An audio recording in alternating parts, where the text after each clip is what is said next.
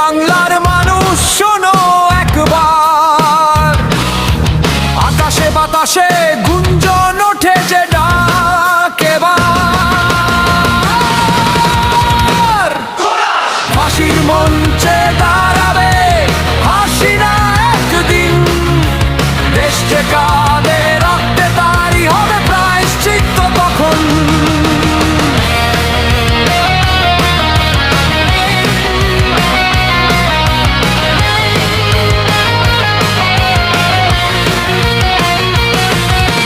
লাখো মায়ের বুক ফাঁকা, লাখো ভাইয়ের কান্না, ফাঁসির দড়িতে ঝুলবে সেই অত্যাচারের রানী হাসিনা।